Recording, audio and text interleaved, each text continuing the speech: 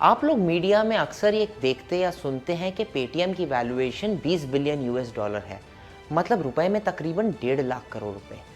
पर आप उसके साथ ये भी सोचते होंगे कि अगर पेटीएम की वैल्यूएशन 1.5 लाख करोड़ रुपए है तो ऐसी कंपनी का कितना टर्नओवर होगा, कितना प्रॉफिट होगा, क्या वो टर्नओवर और प्रॉफिट 1.5 लाख करोड़ होएगा, है ना। मगर मैं आपको बता दूं कि पेटीएम जैसी कंपनी पिछले फाइनेंशियल ईयर में उसका टर्नओवर 3200 करोड़ था और उस कंपनी का लॉस करीब 1700 करोड़ था।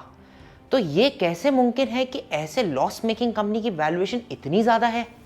आज हम आपको बताने की कोशिश करते हैं। किसी भी कंपनी की जब हम वैल्यूएशन करते हैं तो हम उसकी प्रेजेंट सिचुएशन या बैलेंस शीट से नहीं, बल्कि उस कंपनी की बिजनेस बैलेंस शीट को स्टडी करते हैं और उसके फ्यूचर अर्निंग पोटेंशियल का एस्टिमेट करते हैं। हमें अनुमान लगाते हैं कि कंपनी आने वाले 10 सालों में, 15 सालों में कैसे परफॉर्म करेगी और इस कंपनी का कब जाकर प्रॉफिट होगा। आपको हम बता दें कि अमेज़न जैसी कंपनी की वैल्यूएशन आज तकरीबन 1.67 ट्रिलियन डॉलर है, जो भारत की जीडीपी यानी 3 ट्रिलियन डॉलर का लगभग आधा है। फिर काफ़ी लंबे समय तक वो कंपनी नुकसान में ही रही थी, क्योंकि उसका फोकस हमेशा से कस्टमर या ग्राहक बनाना था अपने प्लेटफॉर्म पर। उसका फोकस प्रॉफिट नहीं था शुरू में। आज अमेज़न की दुनिया की सबसे बड़ी डिसरप्शन कंपनी है। जिस भी इंडस्ट्री में अमेज़न घुस जाता है, उस इंडस्ट्री में जो भी व्यापारी होते हैं वो बिल्कुल उथल पुथल हो जाते हैं।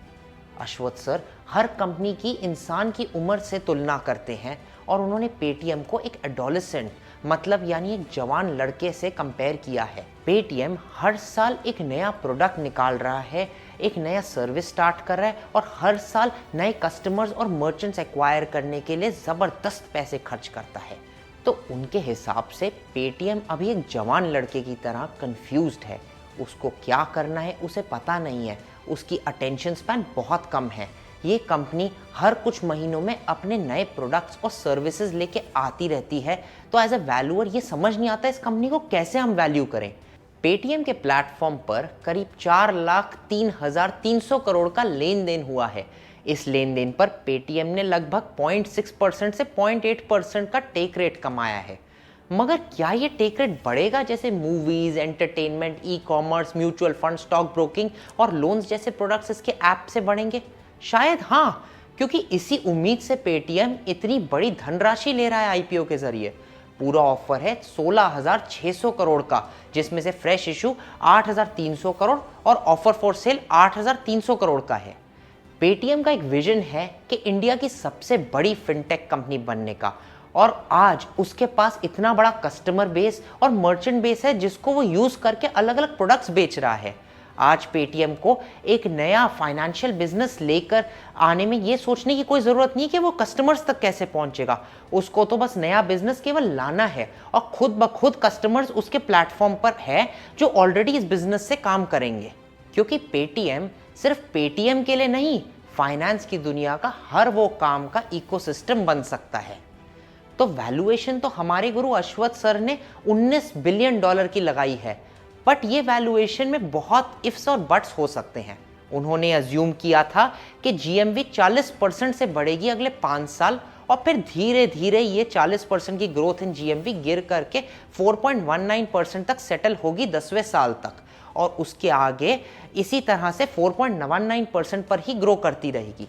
टेक रेट की एजम्पशन की थी कि वो धीरे धीरे बढ़ेगा और 1% तक 5वें साल तक और करीब 2% तक 10वें साल तक होगा। फिर उन्होंने ये अनुमान लगाया कि 5वें साल तक पेटीएम प्रॉफिट में आएगा। ऐसे ही कुछ और अजम्पशंस लेकर उन्होंने करीब 19 billion dollar discounted cash flow approach से लगाया। डिस्काउंटेड कैश फ्लो अप्रोच का मतलब हम फ्यूचर की कमाई को करीब एक रेट से डिस्काउंट करके वैल्यूएशन पर आते हैं। उन्होंने 10.44% के रेट से पहले 5 साल और फिर धीरे धीरे घटा करके 8.91% पर 10वें साल तक फ्यूचर एस्टिमेटेड कैश फ्लोज को डिस्काउंट करके आज की वैल्यू 19 बिलियन डॉलर तक लगाई। अब ये देखिए कमाल वैल्यूएशन का।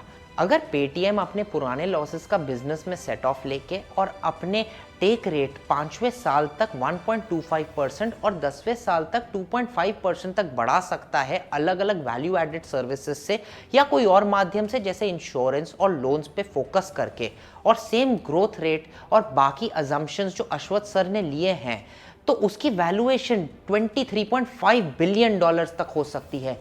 लेकिन अगर वो अपने प्रोडक्ट्स जैसे sound box, all in one QR code और ऐसी अन्य और प्रोडक्ट्स का चार्ज करना शुरू करता है तो वैल्यूएशन और भी बढ़ सकती है। तो ये कोई एशियन पेंट्स या पिडिलाइट या एचडीएफसी बैंक जैसी कंपनीज नहीं है जिनका हम बिजनेस और कैश फ्लोज का ग्रोथ रेट एस्टिमेट करके एक वैल्यूएशन पर आ सकते हैं।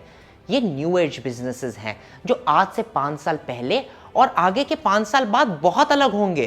तो ये एक स्टोरी है जिसको नंबर्स तक लेकर जाना इतना आसान नहीं है। तो इसका मतलब ये नहीं है कि इसकी वैल्यूएशन नहीं हो सकती, वैल्यू होगी बिजनेस की, पेटीएम के इतने बड़े यूजर इकोसिस्टम की और इससे निकलते फ्यूचर अर्निंग पोटेंशियल की। तो आज का अनलिस्टेड बाजार में कुछ ब्रोकर्स पेटीएम का शेयर करीब 3,000 रुपए पर शेयर के आसपास बेच रहे हैं, यानी 25 से 26 बिलियन डॉलर की वैल्यूएशन पर।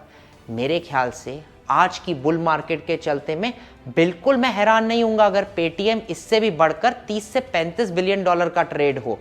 मगर ये चीज जरूर है, 3 से 4 साल में अगर पेटीएम अपनी प्रॉफिट की कमाई की उम्मीद पर नहीं खरा उतरा तो 10 बिलियन डॉलर भी बहुत महंगा शेयर होगा ये।